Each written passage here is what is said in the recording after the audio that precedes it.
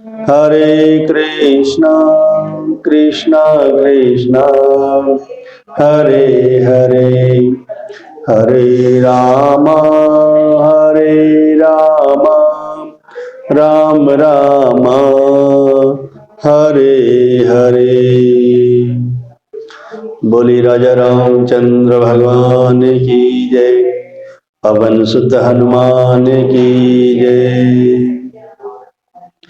बजरंग बली आया तेरी गली, मुझे राम के दर्श करा देना। बजरंग बली आया तेरी गली, मुझे राम के दर्श करा देना। मैं हूँ दीन दुखी तेरी आस तकी, मेरे कष्ट को नाथ मिटा देना। बजरंग बली आया तेरी गली, मुझे राम के दर्श करा देना। मुझे लोभ मोह ने है मारा, मुझे काम क्रोध लगता प्यारा। मुझे लोभ मोह ने है मारा, मुझे काम क्रोध लगता प्यारा। मेरे मन में है तेरी ज्योत जली, मुझे दोष से नाथ बचा लेना। बजरंग बली आया तेरी गली, मुझे राम के दर्श करा देना। तुम अंजन पुत्र हो बलशाली, दुखियों के हो तुम रखवाली। तुम अंजन पुत्र हो बलशाली, दुखियों के हो तुम रखवाली। संतन की सदा सहाय करी, मेरे रोग व दोष मिटा देना। बजरंग बली आया तेरी गली, मुझे राम के दर्श करा देना। मैं हूँ दीन दुखी तेरी आस तकी, मेरे कष्ट को नाथ मिटा देना। जब लखन मोर छामे आए, तुम संजीवन लेकर आए। जब लखन मोर छामे आए, तुम संजीवन लेकर आए। लंका में विभीषण मिले तभी, कहा मात का पता बता देना। बजरंग बली आया तेरी गली, मुझे राम के दर्श करा देना।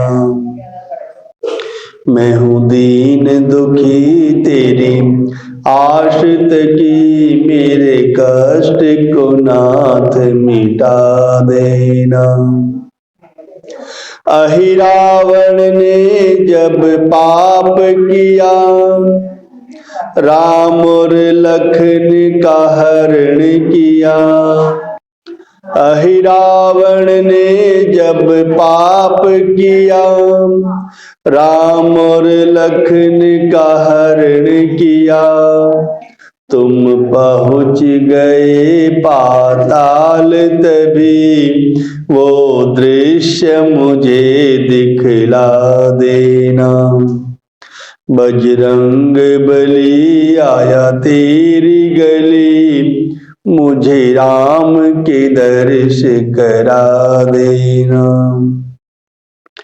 है संकट मोचन नाम तेरा, शिव का ही अंग है ये निखरा। है संकट मोचन नाम तेरा, शिव का ही अंग है ये निखरा। आया है भक्त भी तेरी गली, इसे कृपा करके तरा देना। बजरंग बली आया तेरी गली, मुझे राम के दर्श करा देना। मैं हूँ दीन दुखी तेरी आस तकी, मेरे कष्ट को नाथ मिटा देना। बजरंग बली आया तेरी गली, मुझे राम के दर्श करा देना। बजरंग बली आया तेरी गली, मुझे राम के दर्श करा देना। बोले श्यावर रामचंद्र भगवान की जय। पवन सुत हनुमान की जय। कार्तिक मास का महत्व बताते हुए नारद जी ने बताया कि किस प्रकार भगवान विष्णु की भक्ति कार्तिक मास में फलदायी है, हमें मोक्ष को देने वाली है। इसलिए हमें भाव के साथ परमपिता परमात्मा की भक्ति करनी चाहिए। सांसारिक विषमताओं को छोड़कर हमें प्रभु की भक्ति करना श्रेष्ठ होता है, क्योंकि हम किसी भी परिस्थिति में हों, कैसा भी हों, हमारा नाम जप चलता रहना चाहिए। क्योंकि यदि नाम जप चलता रहेगा, प्रभु का स्मरण हमारी वाणी से होता रहेगा, तो हमारे मन के भाव भी अपने आप बदलते चले जाएंगे। इसलिए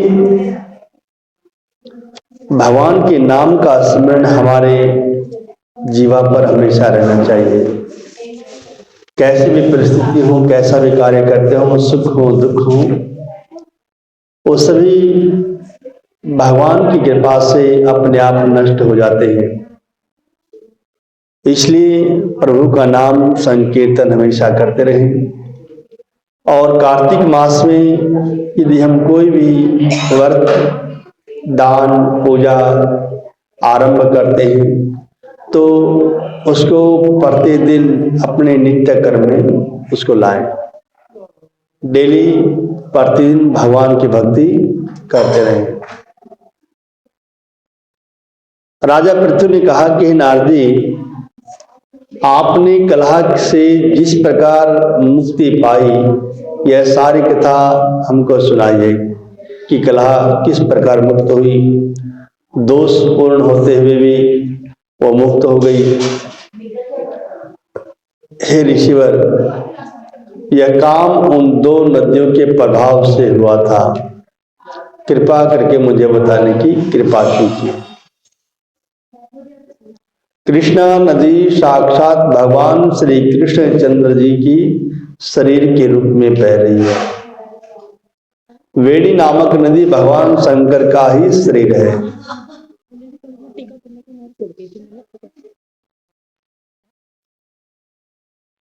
इन दोनों नदियों के संगम पर महात्म्य श्री ब्रह्मा जी भी वर्णन करने में असमर्थ हैं। इतना महान महत्व है इन दोनों नदियों का। फिर भी आपने पूछा है, इसलिए मैं आपको यह वृत्तांत सुनाता हूं, ध्यान से सुनो कि इनकी उत्पत्ति कैसे हुई, कृष्णा की और वेणी की। चाक्षुष मनवंतर के आरंभ में ही श्री ब्रह्मा जी ने सही पर्वत के शिखर पर यज्ञ करने का निश्चय किया। वह सब देवताओं और भगवान विष्णु और शंकर के साथ यज्ञ की सामग्री लेकर पर्वत के शिखर पर आ गए। तब महर्षि भृगु आदि ऋषियों ने ब्रह्म मुहूर्त में उन्हें दीक्षा देने का विचार किया। इसके बाद उन्होंने श्री ब्रह्मा जी की पत्नी तवरा को बुलावा भेजा कि शीघ्र अतिशीघ्र जो है यज्ञ आरंभ होने वाला है, आप आए। वह बड़ी आराम से आ रही थी। तवरा जो है यज्ञ मंडप की तरफ बिल्कुल आराम से आ रही थी घर से। इसी बीच में भृगु जी ने विष्णु जी से पूछा कि हे प्रभु, आपने तवरा को शीघ्रता से बुलाया था, वह क्यों नहीं आई? यज्ञ का मुहूर्त निकलता जा रहा है, ब्रह्म मुहूर्त टल गया है। इस पर भगवान विष्णु ने कहा कि यदि तवरा यथा समय यहाँ पर न आई तो आप गायत्री को ही स्त्री बनाकर दीक्षा विधान कर दीजिएगा। क्या गायत्री पुण्य क्रम में ब्रह्मा जी की स्त्री नहीं हो सकती? तो नारद जी ने कहा कि भगवान शंकर ने भी विष्णु की इस बात का समर्थन किया कि आप गायत्री को ही ब्रह्मा की पत्नी के रूप में स्वीकार करें। यह बात सुनकर भृगु जी ने गायत्री को श्री ब्रह्मा जी की दाईं ओर बिठाकर दीक्षा विधान आरंभ कर दिया, जबकि पत्नी तवरा थी और उसकी जगह पर धर्मपत्नी की जगह पर तवरा को बिठा दिया गया, तो उस गायत्री को बिठा दिया गया। ऋषि मंडल गायत्री को दीक्षा दे ही रहा था। दीक्षा का कार्य आरंभ हो चुका था। इतने में ही तवरा यज्ञ मंडप में आ गई और उसने देखा कि मेरे स्थान पर गायत्री बैठी हुई है। ऐसा देखकर तवरा क्रोध के कारण, ईर्ष्या के कारण जो है बहुत ही क्रोध में, जहां तहां अपूज्यों की पूजा होती है और पूज्यों की अप्रतिष्ठा होती है, वहां पर दुर्भिक्ष, मृत्यु और भय तीनों अवश्य अपने आप उत्पन्न हो जाते हैं। भाई इसकी जगह पर पूजा तो मेरी होनी चाहिए थी, और जहां अपूज्य की पूजा होती है, जिसकी पूजा नहीं होनी चाहिए उसकी पूजा हो रही है, वहां पर क्या होता है? दुर्भिक्ष, अकाल पड़ता है, मृत्यु आती है, भय उत्पन्न हो जाता है। यह गायत्री ब्रह्मा जी की दाईं ओर तथा मेरे स्थान पर बैठी हुई है। यह अदृश्य बहने वाली नदी होगी। आप लोगों ने अविचार से इसे जो मेरे स्थान पर बैठाया है, इससे आप भी सबके सब जड़ रूप में, नदी रूप में होंगे। तवरा ने गायत्री को भी श्राप दिया और सभी देवताओं को भी श्राप दिया। नारद जी ने राजा पृथ्वी से कहा कि राजन, इस तरह तवरा के शाप को सुनकर गायत्री क्रोध के कारण लाल बबूला हो गई और अपने होठों को काटने लगी। देवताओं के मना करने पर भी उसने उठकर तवरा को श्राप दे डाला। गायत्री ने तवरा को श्राप देते हुए कहा कि ब्रह्मा जी जैसे तुम्हारे पति हैं वैसे ही मेरे भी पति हैं। तुमने व्यर्थ ही शाप दिया है, अतः तुम भी नदी हो जाओ। उसको भी नदी होने का श्राप दे दिया। तो नारद जी ने कहा कि तब तो देवताओं में भी खलबली मच गई। उसने उसको श्राप दिया, उसने उसको श्राप दिया। वह तवरा को दंडवत करके कहने लगे कि हे देवी, तुमने जो ब्रह्मा आदि सब देवताओं को श्राप दिया है, इससे यदि हम सब जड़ रूप नदियां हो जाएंगे तो फिर निश्चय ही यह तीनों लोगों को हम नहीं बचा पाएंगे। ये तीन लोग कैसे बचेंगे? क्योंकि यह श्राप तुमने बिना विचार ही दे दिया है, इसको तुम वापस ले लो। तो तवरा ने कहा कि हे देवताओं, आपने यज्ञ के आरंभ में भगवान गणेश जी का पूजन नहीं किया, इसलिए यह विघ्न उपस्थित हुआ है। इसलिए गणेश जी की पूजा सबसे पहले करनी चाहिए। गणेश जी विघ्न विनाशक है, सुख करता है, दुख करता है। मेरा यह श्राप कभी खाली नहीं जा सकता, इसलिए आप सब अपने अंगों से जड़ीभूत होकर अवश्य में नदियां बनोगे। हम दोनों सोते भी अपने अपने अंशों से पश्चिम से बहने वाली नदियां बनेंगे।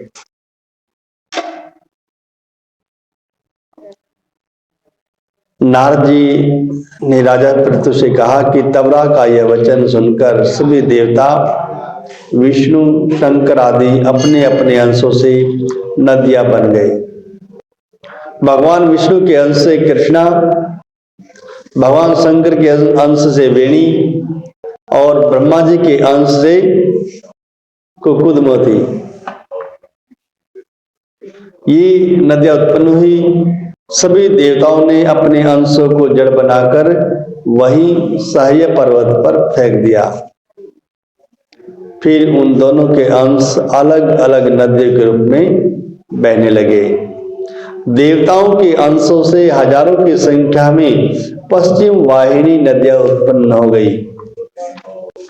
गायत्री तवरा दोनों भी पश्चिम वाहिनी नदियां होकर एक साथ बहने लगी, पश्चिम से पूर्व की ओर। इन दोनों का नाम सावित्री पड़ा। इसलिए श्री ब्रह्मा जी ने यज्ञ स्थल पर भगवान विष्णु और शंकर जी की स्थापना की। दोनों देवता महाबल और अतिबल के नाम से विख्यात हुए।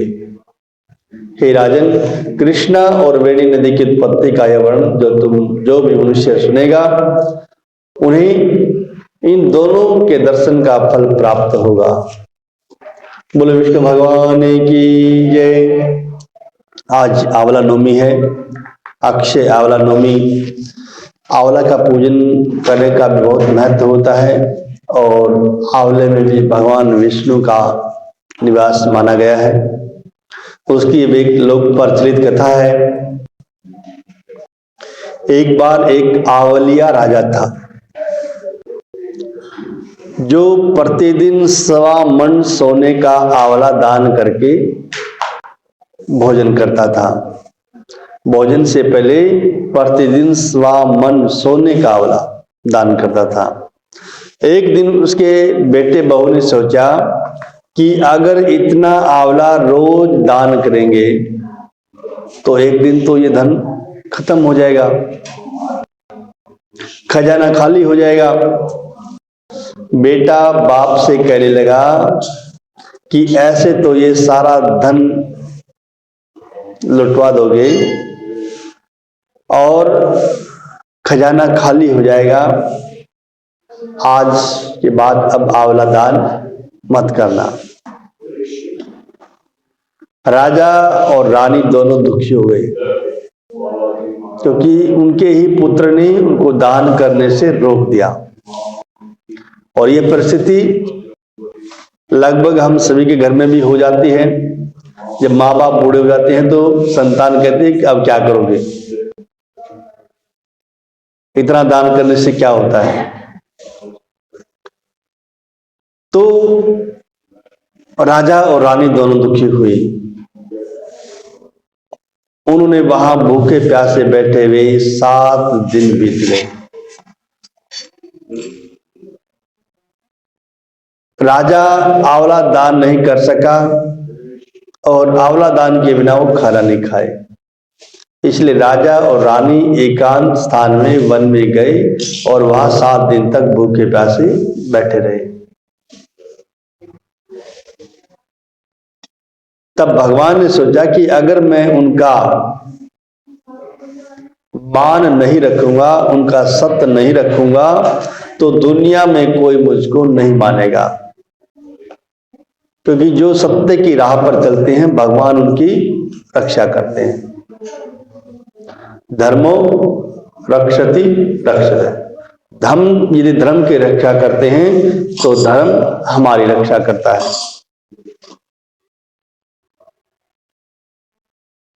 तो भगवान ने राजा से स्वप्न में कहा कि तुम उठो और देखो, तुम्हारे पास जो आंवले का पेड़ उग रहा है, तुम्हारे राजपाट जो तुम्हारा राज्य चल रहा है, तुम उठो और पहले के समान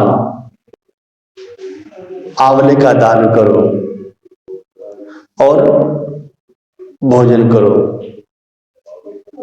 स्वप्न में भगवान ने राजा को कहा और राजा ने उठकर देखा तो पहले के समान उसका राजपाट ऐसे ही चला हुआ है और सोने का आंवला हो रहा है। वे दोनों पहले की तरह 1.25 मन सोने का आंवला दान करने लगे और भगवान की भक्ति करने लगे।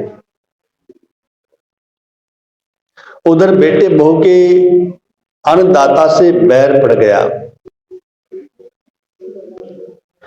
आसपास के लोग कहने लगे कि जंगल में एक आंवलिया राजा रहते हैं, उसके पास तो बहुत कुछ है, उनके पास चले जाओ, वह तुम्हारा दुख दूर कर देंगे। क्योंकि यदि हम धन का दान नहीं करते तो हमारा धन पवित्र नहीं होता है और दान करने से किसी का भी धन खत्म नहीं होता, बल्कि भगवान कई गुना देते हैं। यदि हम आज शुभ कर्म कर रहे हैं तो उसका फल हमें अवश्य मिलेगा और कई गुना होकर मिलेगा। तो किसी ने उनको सलाह दी कि आप एक जंगल में आंवलिया राजा रहते हैं, उनके पास जाओ और तुम्हारा दुख दूर करेंगे। वे लोग वहां पहुंचे तो रानी ने ऊपर से देख लिया और राजा से कहा,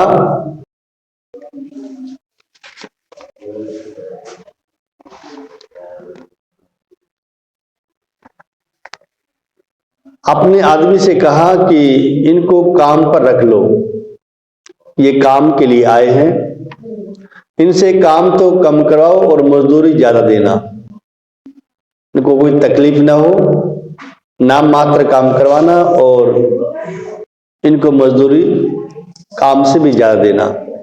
एक दिन रानी ने अपनी बहू को बुलाकर कहा कि तेरा सिर धो ले, कि मेरा सिर धो दे। बहू सिर धोने लगी तो बहू की आंख में से आंसू रानी की पीठ पर गिर गया। रानी ने पूछा कि बहू तू रोने कैसे लगी, तुम क्यों रो रही हो, जैसी बात है वो बताओ। तो बहू ने कहा कि मेरी सास की पीठ पर भी ऐसा ही मस्सा था, वह भी 1.25 मन आंवला प्रतिदिन दान करती थी, हमने उन्हें आंवला दान करने से रोक दिया और घर से निकाल दिया, और उनके निकालने के बाद हमारी ऐसी बुरी दशा हुई कि हमारा सब कुछ लुट गया, हम कंगाल हो गए। तब सास बोली कि हम ही तुम्हारे सास ससुर हैं, तुमने तो हमें निकाल दिया था लेकिन भगवान ने हमारी रक्षा की। हे भगवान, जैसे राजा रानी का सत रखा वैसे ही हम सभी का रखना। बोले विष्णु भगवान की जय। श्री कृष्ण गोविंद हरे मुरारी, हे नाथ नारायण वासुदेवा।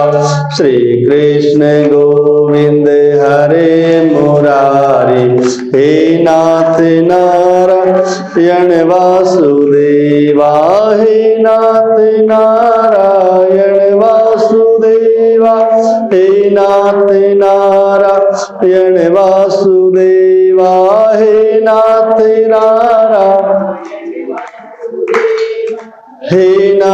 नारायण वासुदेवा। श्री कृष्ण गोविंद हरे मुरारी, हे नाथ नारायण वासुदेवा। बोले वृंदावन बिहारी लाल की जय। राम राम रटते रटते बीती रे उमरिया, राम राम रटते रटते बीती रे उमरिया। रघुकुल नंदन कब आओगे, बिलनी की नगरिया, राम राम रटते रटते बीती रे उमरिया, राम राम बीती रे उमरिया। मैं बिलनी सबरी की जाई, भजन भाव नहीं जानू रे। मैं बिलनी सबरी की जाई, भजन भाव नहीं जानू रे।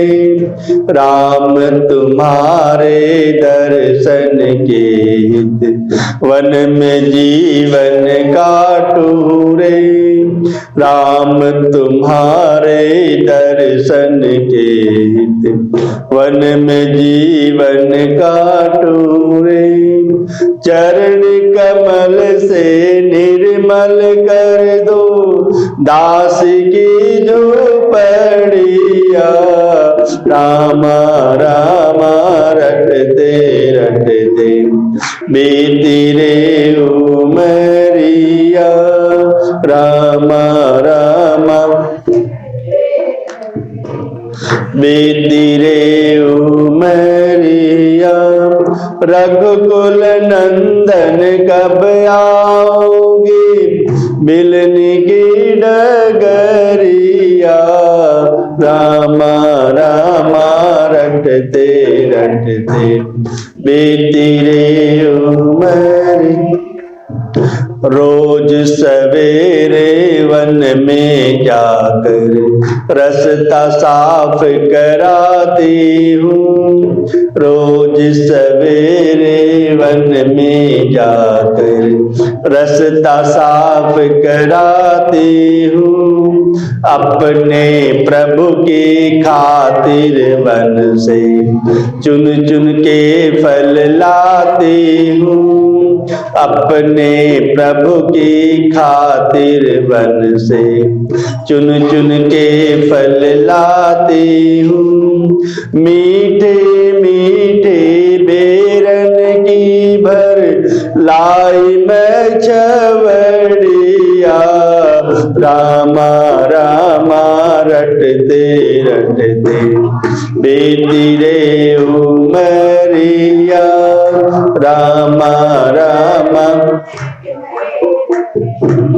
बीती रे उमरिया।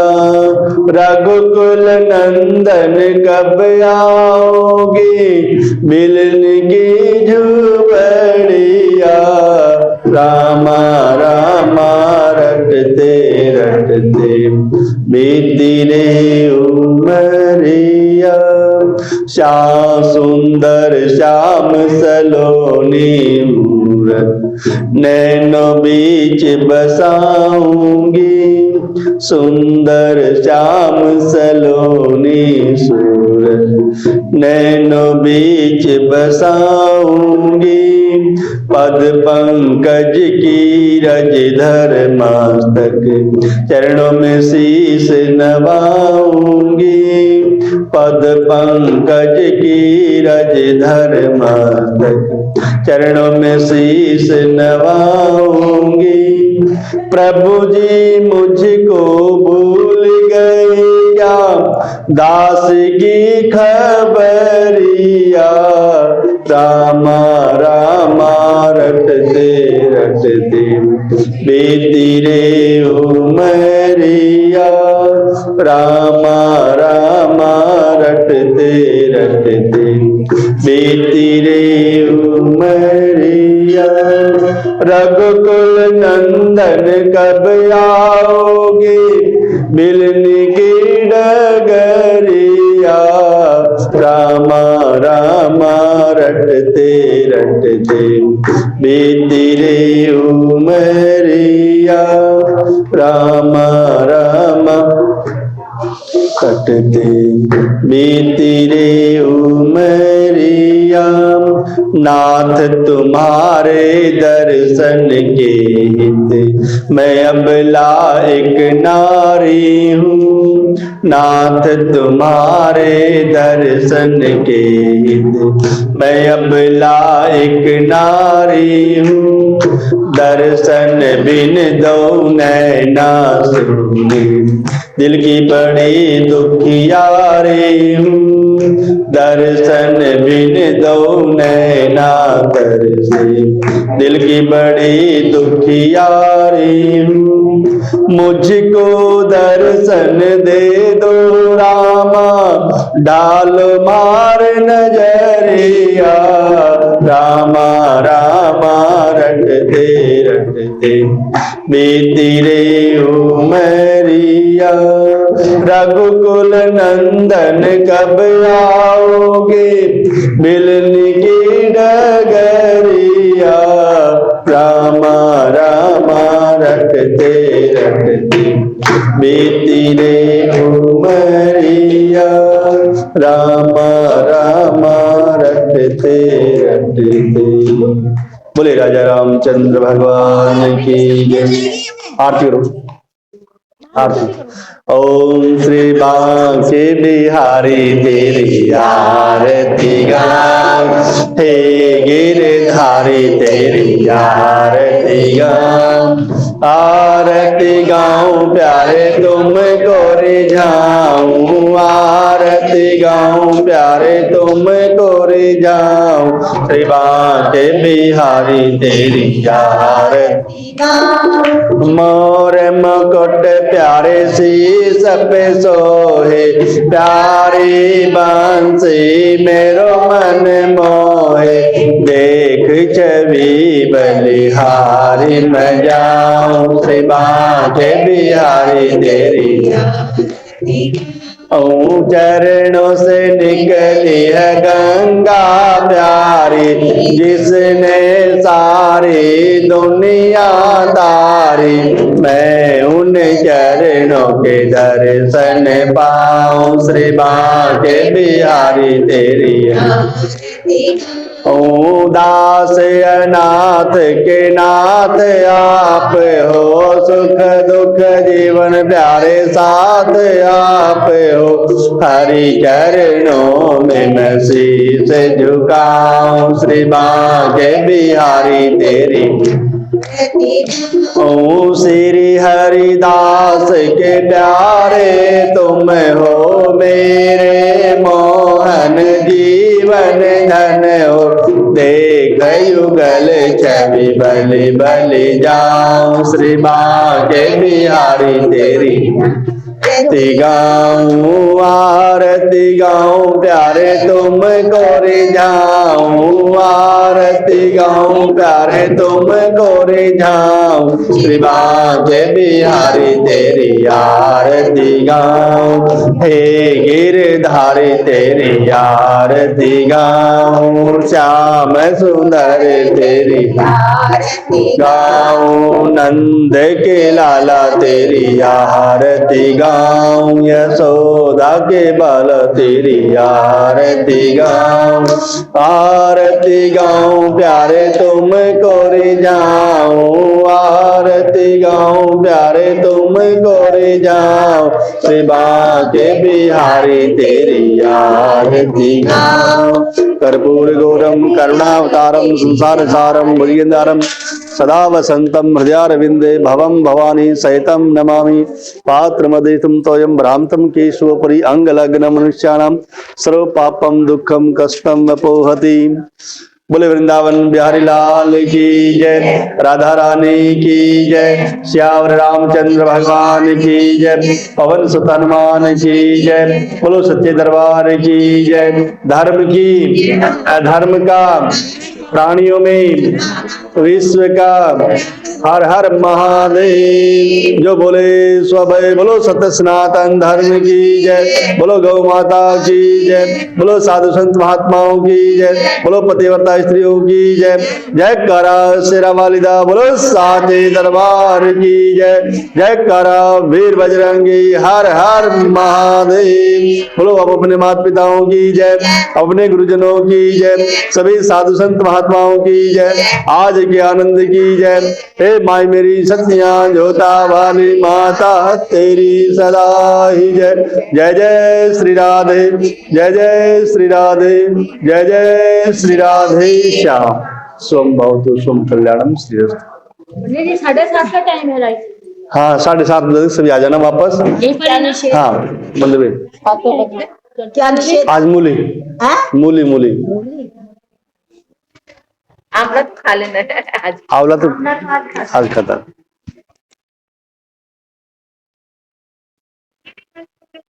मूली आंवला खा लेना आज, आंवला तो खा लो। हाँ या मूली चिराते हैं। अच्छा आज मूली नहीं खानी, आज उनके याले ड्राइवर के छोड़। एक दिन ही से होता है, व्रत में होता है जो व्रत पालन करते हैं डेली। हाँ हर एक दिन का अलग अलग महत्व होता है।